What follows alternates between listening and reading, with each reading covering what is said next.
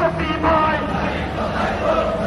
যোগ্য প্রার্থী শফি ভাই, নারায়ে তাকবীর।